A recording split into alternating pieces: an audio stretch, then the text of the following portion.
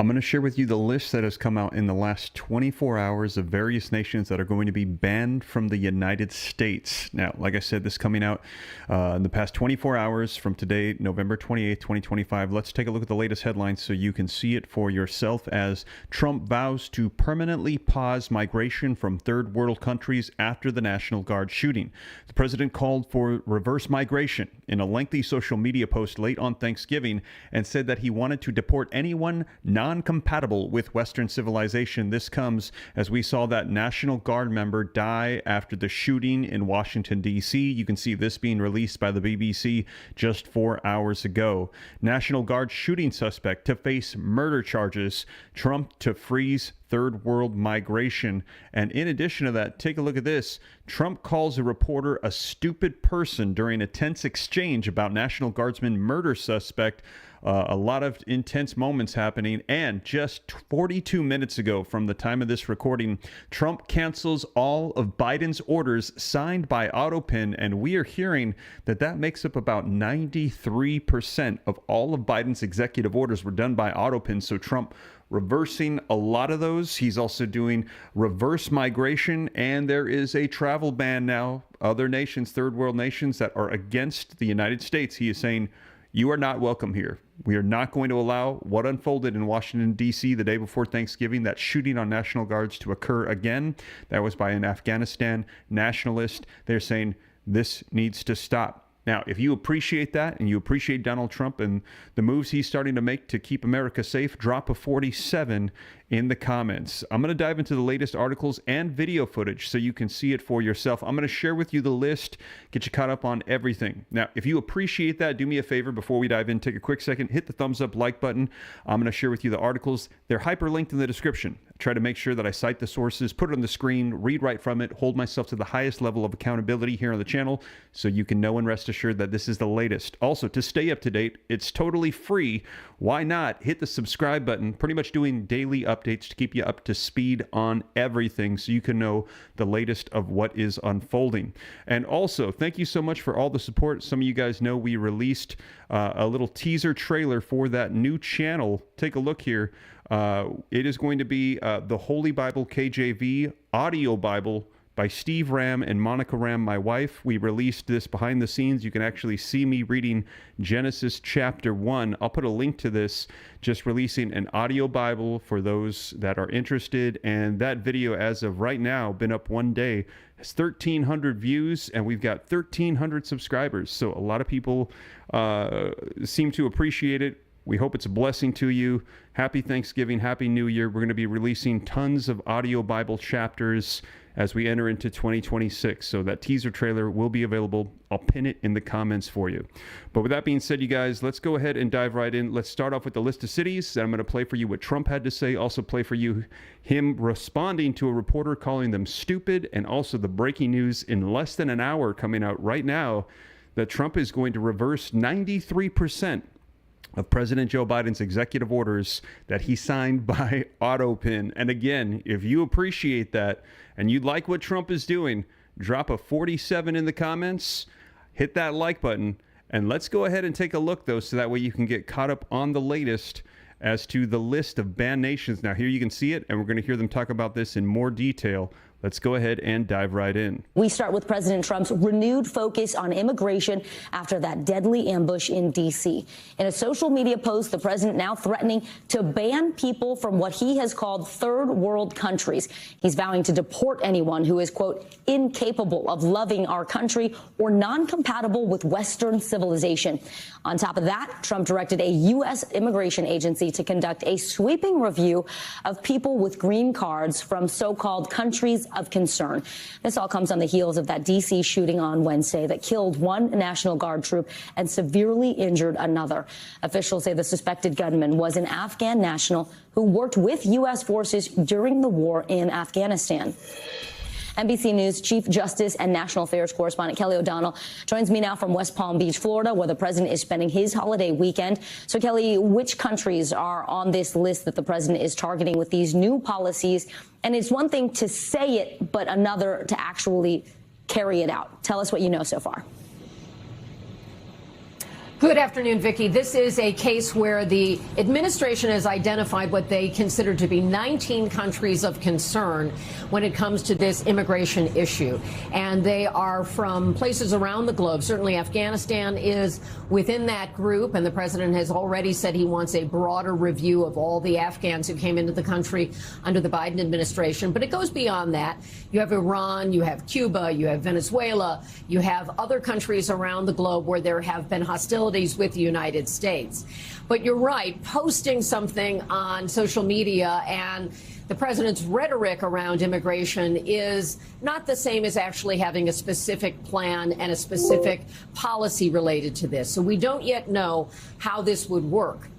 The green cards, of course, require check-in with federal authorities, and so the United States is in touch with people who possess a green card, and what kinds of scrutiny they will undergo with this, we don't yet know. But those green card holders from those countries could expect some additional screening or questions from the representatives of the Immigration Service. So that's where we start with this, the president responding to the shooting in D.C. of the Guardsmen and the fact that the suspect in that is an Afghan national who was awarded asylum and came into the country through the Biden-era program and then approved for that asylum once the Trump administration was underway. And the White House says that that was something they could not prevent because of the requirements under the Biden program. That's why there's some pressure being put on the former administration, criticism rather, on the former administration.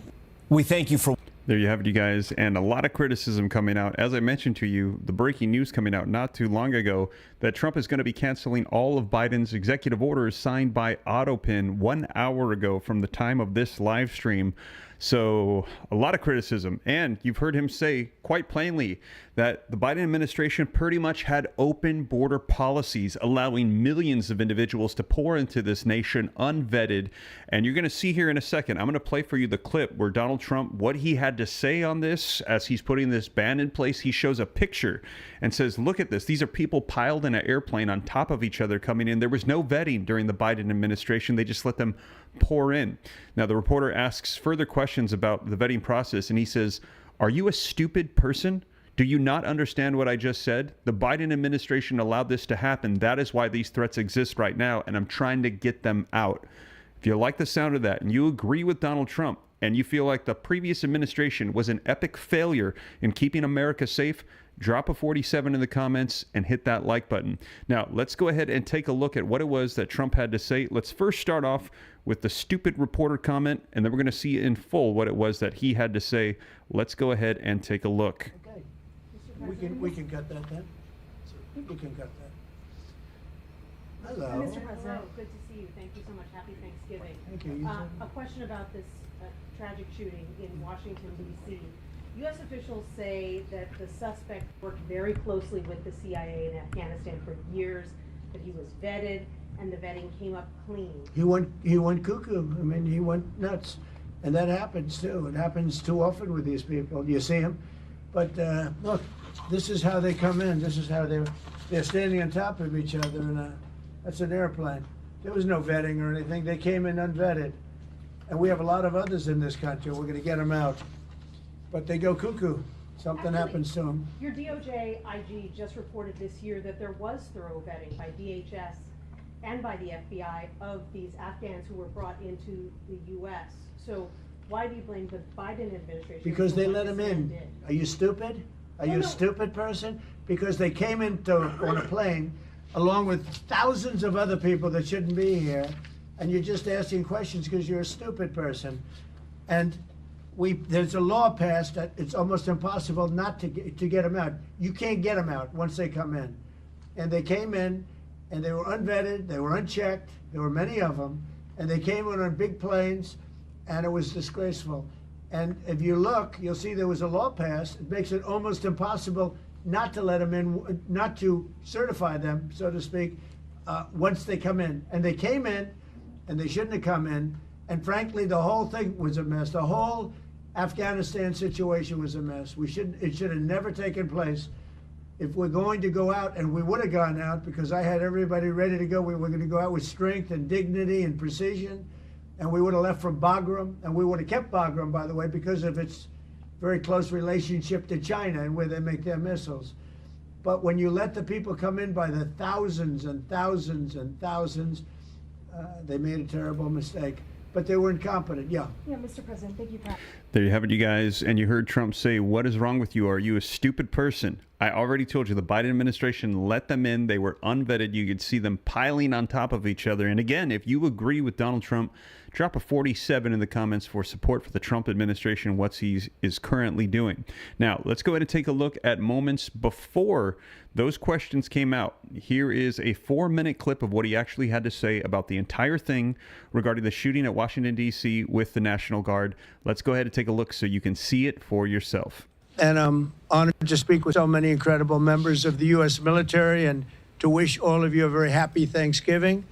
Before we begin, I want to express the anguish and the horror of our entire nation at the terrorist attack yesterday in our nation's capital, in which a savage monster gunned down 2 service members in the West Virginia National Guard who were deployed as part of the D.C. task force, which has done such an incredible job. I mean, until yesterday, we literally had no incidents for many months. It was the safest place imaginable, and this is a different kind of crime. This is a really bad crime. Millions of Americans are praying for those heroes and their families, and I must unfortunately tell you that just seconds before I went on, right now, I heard that Sarah Beckstrom of West Virginia, one of the guardsmen that we're talking about, highly respected, young, magnificent person, started service in June of 2023, outstanding in every way. She's just passed away. She's no longer with us. She's looking down at us right now. Her parents are with her. It's just happened. She was savagely attacked. She's dead. She's not with us. Incredible person. Outstanding in every single way, in every department. Just horrible. As you know, the other young man is fighting for his life. He's in very bad shape. He's fighting for his life, and hopefully we'll get better news with respect to him. And the monster that did this is also in serious condition. But we won't even talk about him. As you may know, DHS has confirmed that the suspect is an Afghan national flown here by the previous administration, who was such a bad administration. And I have a picture of a plane. This is what it looked like when they came in. It was total bedlam. Do you remember that period of time? Total bedlam. People crammed onto the plane. And the toughest, meanest, most capable physically got on the plane, not the people that we were looking for or that they wanted to bring in. Here's a picture for you. Just take a look at that plane. Standing on top of each other and sitting on top of each other. This is what we had under the Biden administration. That whole thing should have never, ever happened. They should have left from a different base. They should have left from Bagram, as you know, and it would have been a much different story. But they didn't do that, and this was just a rout, just a terrible situation. This heinous atrocity reminds us that we have no greater national security priority than ensuring that we have full control over the people that enter and remain in our country. For the most part, we don't want them. They come in illegally, have a lot of problems. Their countries force them in because their countries are smart. They don't want them. Let's give them to the Americans to take care of. They come out of jails in many cases, mental institutions, they're gang members, they're drug dealers. We don't want them. Many of the service members on this call today are engaged in crucial aspects of that mission. And to each and every one of you, I just want to thank you so much. Incredible people. You make this sacrifice like few others understand. A lot of them don't even understand it. And you're keeping America safe and free. Our military is strong. My first term, I rebuilt our military, all aspects of our military. And in Afghanistan, we actually gave up a big chunk, but relatively, as much as it seemed like it's small compared to what we bought. and to what we have and to what we're buying. We're spending over $1 trillion this year on our military. We have a military, the best in the world. We make the best equipment in the world. And we have... There you have it, you guys. So that was President Donald Trump on what unfolded. And he said that this was due to the Biden administration's poor border policies. That was an Afghan nationalist. He said the way that he handled Afghanistan was a disgrace for America. And as you saw in that previous clip, we saw a reporter pushing back against him, and he called her a stupid person, that this was actually the fault of the Biden administration allowing this individual to come in. And that is why we are now seeing the travel ban that is being announced. Take a look here. Trump vows to permanently pause migration from third world countries after the National Guard's shooting. The president called for reverse migration in a lengthy social media post on Thanksgiving and said that he wanted to deport any non-compatible with Western civilization. And if you like the sound of that, like I said, drop a 47 in the comments for support for Donald Trump. He's saying if you don't like the United States, if you are non-compatible with Western civilization, if you want to commit these atrocities against the American people, reverse migration. All the people that Biden let in, we're going to send them out. And if you like the sound of that, like I said, put a 47 in the comments. Trump is saying we need to have America safe, and we cannot allow this to unfold anymore. And that is why we are seeing these bans on various nations happening right now. Now, let's take a look at some more of the video footage that's been coming out in the past 24 hours, giving updates on what is currently going on. This coming out from ABC News. Let's go ahead and take a look. In response to that shooting, President Trump is ordering a review of all Afghan nationals in the U.S. and halting the processing of immigration applications from Afghanistan. But others are cautioning against demonizing Afghan nationals in this country. Here's ABC senior White House correspondent Selena Wang. Tonight, in the wake of the shooting of 2 National Guard members, the Trump administration halting all immigration from Afghanistan. We must now re-examine every single alien who has entered our country from Afghanistan under Biden. The U.S. Citizenship and Immigration Service announcing it stopped all Afghan immigration applications pending further review of security and vetting protocols. According to authorities, the suspect was one of 76,000 Afghan refugees settled in the U.S. in 2021 after the chaotic withdrawal from Afghanistan. Nearly 3,300 of them worked for the U.S. government and were granted special immigrant visas. FBI Director Kash Patel blaming the Biden administration. And the prior administration made the decision to allow thousands of people into this country without doing a single piece of background checking or vetting. But law enforcement officials tell ABC News those evacuees were extensively vetted, and the suspect was granted asylum this past April under the Trump administration. Just months before, Patel pledged to investigate Afghan evacuees in the U.S. for national security concerns. As far as the Afghan refugees and evacuees, as during my tenure, we are going through the databases to make sure that no known or suspected terrorists enter this country to harm our nation.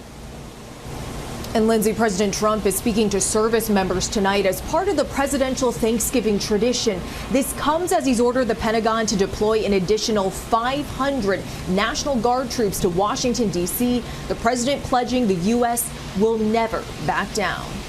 There you have it, you guys. And also, we saw Pete Hegseth make that announcement. We saw Kash Patel responding to this. 500 new National Guards are going to be in D.C. helping to protect the nation's capital. But also, let's take a look at this coming out from Fox News. This entitled, in the last 7 hours, Trump to restrict immigration after National Guard member's death. Let's go ahead and take a look. We begin with Madeline Rivera, who is live in Washington, D.C. with the very latest on the tragedy that is rocking our nation's capital. Hi, Maddie. Hi, good morning, Carly. The president sharing the sad news that 20-year-old Sarah Beckstrom has passed away after an alleged gunman ambushed her and another Guard member on Wednesday. Just seconds before I went on, right now, I heard that Sarah Beckstrom of West Virginia, one of the Guardsmen that we're talking about, highly respected, young, magnificent person, started service in June of 2023, outstanding in every way. She's just passed away. She's no longer with us. She's looking down at us right now. Her young man is fighting for his life. He's in very bad shape. He's fighting for his life. The family of 24-year-old Andrew Wolf is asking for prayers. The death of Beckstrom means the suspect, 29-year-old Ramanullah Lakanwal, will likely face upgraded charges. Here's the U.S. Attorney for D.C., Janine Pirro, talking about that.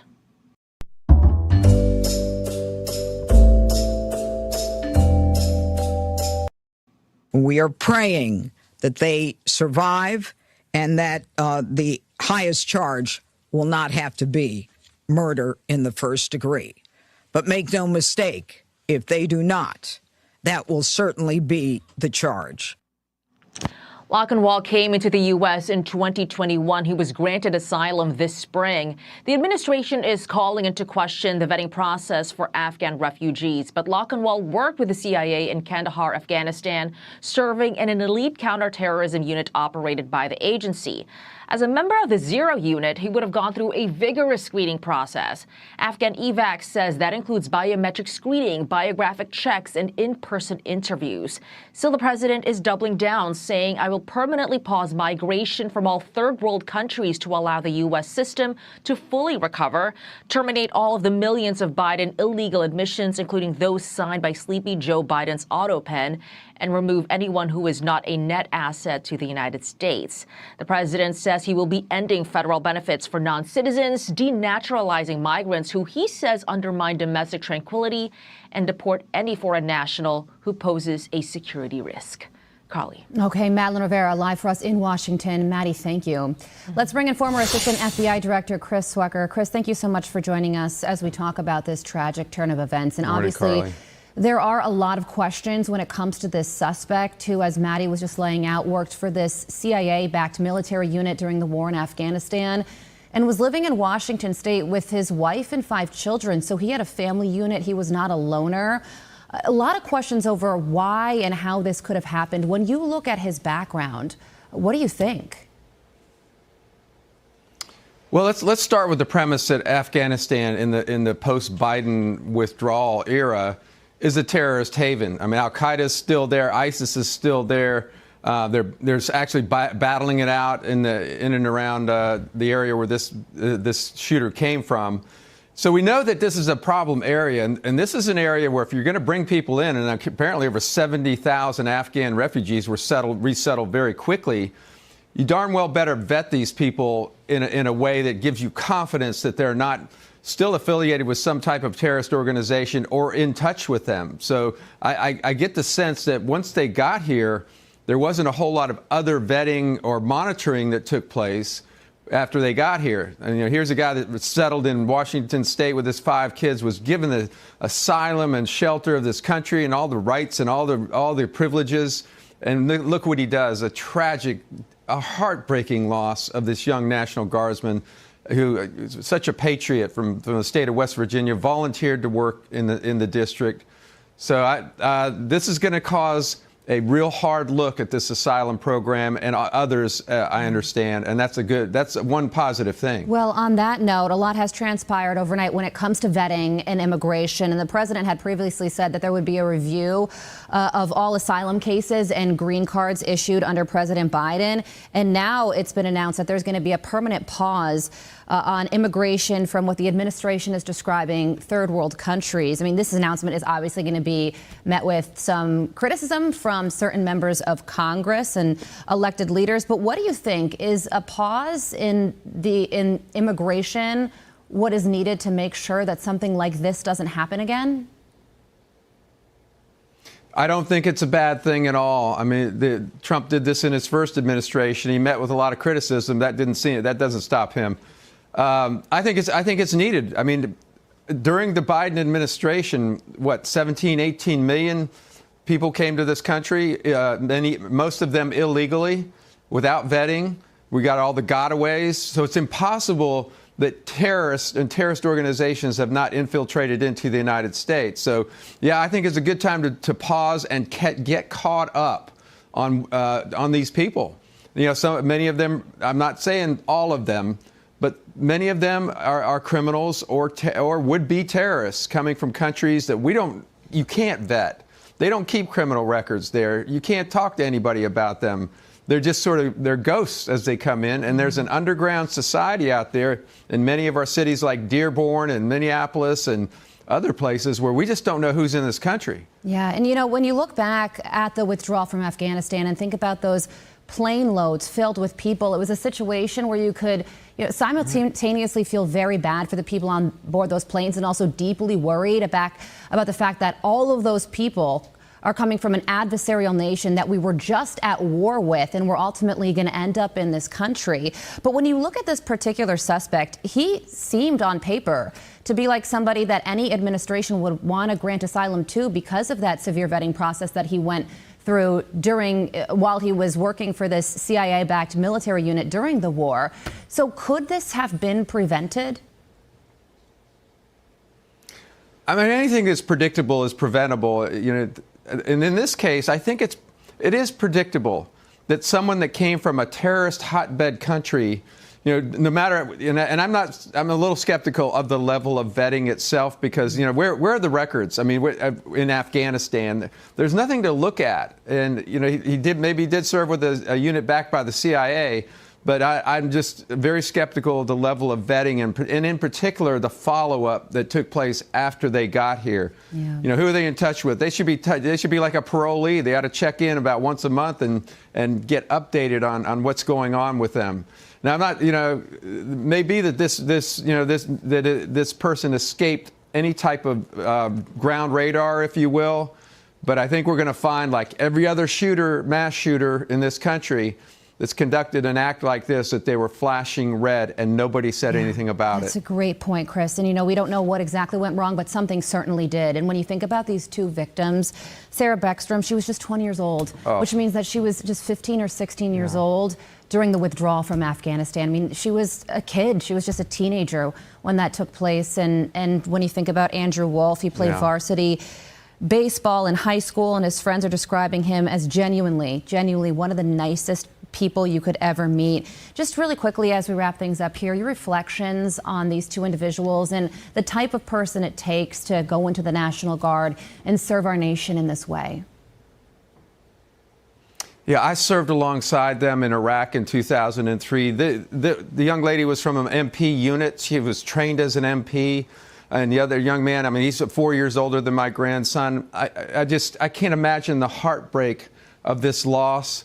And, you know, it takes a special kind of patriot from places like West Virginia, the heartland of America, that volunteer for military service these days. They want to go help others. They want to do something meaningful and serve their country. God bless them. I think there's a special place, you know, up there in heaven for her. Yeah. And I think this whole nation needs to get behind, you know, what they're trying to do in our nation's capital, the one place where we ought to be safe. Heartbreak is most certainly the correct word. We're a nation in mourning right now, and I just hope that these two families feel that as we all grieve together. Former Assistant FBI Director Chris Wecker, we thank you so much for joining us. There you have it, you guys. Now, in addition to that, we are hearing that there are more updates coming out. So I wanted to share this with you coming out just in the past couple of hours. Updates as ex-FBI agent reveals the disturbing insight into the alleged National Guard shooting. Let's go ahead and take a look at this as more information is starting to come out. The suspected D.C. shooter, Ramanullah Zakhawal, was part of a Zero unit in Afghanistan, elite militias backed by the CIA. So let's take a closer look about what we know about these groups. First, these Zero units that were recruited by the CIA that are operating for specific elite counterterrorism units and missions come in this southern Afghanistan area, Kandahar being some of the fiercest fighting, Helmand province, Uruzgan. This is where Zakhawal is not only born and raised, but this is where he was stationed. His unit was out of the Kandahar region. Now let's talk about Zakhawal's vetting process. He did get some vetting. We had biometric screening, CIA did, biographic checks on interagency watch lists. The CIA looked to see if he had connections to any terrorist groups, and he had in-person interviews. So there was some vetting, but let's talk about his actual unit. He was assigned to NDS 03. That's a National Directorate of Security, which is Afghanistan's CIA, if you will, intelligence service. He was working for that when he was recruited and trained by the CIA to fight against the Taliban. But these units were operating outside the chain of command of U.S. and Afghan forces. That's significant. That suggests he may have seen some significant fighting in missions, because these Zero units are known for their brutality. Some called them death squads. Let's bring in now Laura Burns, head of terrorism research program on extremism at George Washington University and former FBI supervisory special agent. Laura, we're learning a lot more about Lochinwall and the fact that he's part of this Zero unit, but yet we're also looking into how he makes it across the country to carry out this ambush. What are your thoughts this morning? Good morning, and thank you for the opportunity to be here. I appreciate it. Yes, this Mr. Lochinwall's pathway from Washington to D.C., it raises some interesting questions, right? Questions like, was Mr. Lochinwall already radicalized before he migrated to the United States? Did he come here with the intent to commit an act of terrorism when he found the opportunity? Or rather, did he migrate here with good intentions and for some reason become disaffected with society or fail to assimilate and then self-radicalize and then decide to mobilize with a target of opportunity? I think that as the investigation proceeds, FBI Director Kash Patel has said that they are looking at this as an act of terrorism, that facts will become available and help us determine exactly what his radicalization process was. Laura, FBI Director Kash Patel talked a little bit about Lochinwall's relationship with Afghanistan partner forces. Listen here. There is confirmation now that the subject had a relationship in Afghanistan with partner forces. This individual is in this country for one reason and one reason alone, because of the disastrous withdrawal from the Biden administration and the failure to vet in any way, shape, or form this individual and countless others. And this administration has taken the rightful step to stop any further allowance of people with this similar background into the country. So, Laura, clearly Lochinwall ends up here because of his partnership with our U.S. forces, with the CIA. And it appears he did have vetting, as I just pointed out, but yet there are still links, weak links in this vetting process. Explain your sort of view of that. Yes, I mean, the overall vetting process, if we're talking about the broader vetting process, it didn't just involve Mr. Lochinwall, because it does appear that he had some sort of vetting, was extremely complicated and chaotic. And, it really began with what I see as the intelligence community's failure to predict how quickly Kabul would fall. And because of that failure to understand what was going to ensue, there was a lack of preparation for what that evacuation process of our allies would actually look like and entail, and the challenges that they would face. And there were many challenges. We had hundreds of thousands of Afghan nationals who assisted our forces in various capacities and risked their lives.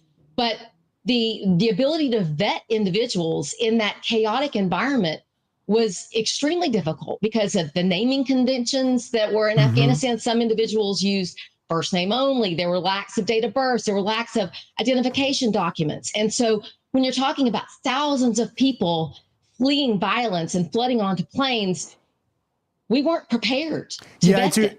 It's a great point. It's a great point, Laura. I just want to, get to this quickly, and that is now President Trump is calling for a re-scrutiny of the vetting of those who came here. It's possible Lochinwall came here with good intentions and became radicalized here in the past 4 years. So can we accomplish the process of re-vetting a lot of these individuals that were brought here? Will that work? I think it's necessary. It's necessary for the protection of our national security, because at the end of the day, especially in those first months when we had thousands of people migrating here, the U.S. government was not prepared to properly vet. The vetting was minimal. And I think it is necessary, because although a number of individuals migrated here who sacrificed their lives for our government, there were individuals who were not properly vetted that likely have nefarious intent here. Yep. And I think a re-scrutinizing of the vetting process is necessary. We'll see where it goes. Laura Burns, thank you for taking time this morning. I'm Steve Ducey. I'm Brian Kilmeade. And I'm Ainsley Earhart. So there you have it, you guys. That's the latest coming out, and we're hearing that Trump is in an effort to try to get this under control, going to be reversing all of Biden's executive orders signed by AutoPin, one of which is the one that we've heard that he let in all of those individuals. He said there was no vetting, it was not done correctly. And let me know if you appreciate Donald Trump. Again, I've been reiterating this. I'm going to say it again. Drop a 47 in the comments and hit that like button if you appreciate what it is that Donald Trump is doing with these new orders, because we are hearing that he is saying, hey, we can't have this anymore, and we're going to undo all of that ridiculousness that was signed by AutoPin. Biden probably didn't even know what he was doing, so he said that this is the fault of the Biden administration. Let's go ahead and take a look at this here. Now, you can see coming out in the past hour, this is breaking news that has come out today, November 28th, 2025. Trump calls all Biden orders signed by AutoPin to be canceled. United States President Donald Trump shared on Friday today that he would cancel all executive orders and anything else that was not directly signed by his predecessor, Joe Biden. Any documents signed by Sleepy Joe Biden with the AutoPen, which was approximately 92% of them, is hereby terminated and of no further force or effect. The AutoPen is not allowed to be used if approval is not specifically given by the President of the United States, Trump said in a post on Truth Social.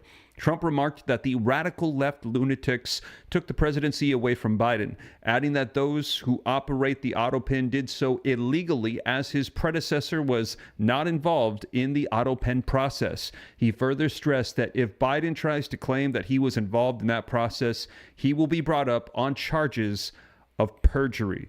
There you have it, you guys. So this breaking news coming out in the past hour, as you can see the photo of Trump pardoning the Thanksgiving turkey. So, man, let me know your thoughts in the comments. Do you like the sound of this? We're hearing 92% of Biden's executive orders were signed by AutoPin, and they are about to be reversed by President Donald Trump. If you're glad to hear it, drop a 47 in the comments. If you're glad to hear that there is a travel ban that is being initiated by Donald Trump as a result of that National Guard shooting, go ahead and drop a 47 in the comments. We're also hearing that that individual, that suspect, is going to be facing murder charges as Trump freezes third world migration.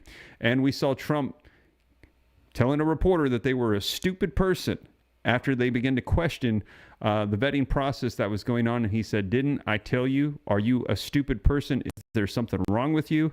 And now we're hearing that here is the list: Afghanistan, Burundi, Chad, Republic of the Congo, Cuba, Equatorial Guinea, Eritrea, Haiti, Iran, Laos, Libya, Myanmar, Sierra Leone, Somalia, Sudan, Togo, Turkmenistan, Venezuela, and Yemen are some of the first on the list that has been released in the last 24 hours. List of countries where foreign nationals face restriction entry. And again, if you're glad to hear it and you think that this is going to help make America safe as he does these reverse migration orders, drop that 47, hit that like button. Only need 5 more to get 900 while we're live right now. Helps out the channel a ton. I appreciate it. Subscribe to stay up to date. And yes, I saw somebody in the comments asking if I was going to be doing another live stream later today. Very, very likely, because big news coming out that war is likely coming here. Troops on the ground in Venezuela coming out in the past couple of hours. So stay tuned to the channel. Turn on the notifications. And also, speaking of channels, as I mentioned to you, for those interested, the Holy Bible KJV Steve Ram channel is going to be launching in 2026. I've got this teaser video on here. You can hear me just reading the Bible, just giving you the KJV audio Bible to listen to if you'd like. So that's pinned in the comments for you. Thank you so much for joining me. I'll keep you up to speed on the news as it comes out. Take care. God bless. This is Steve.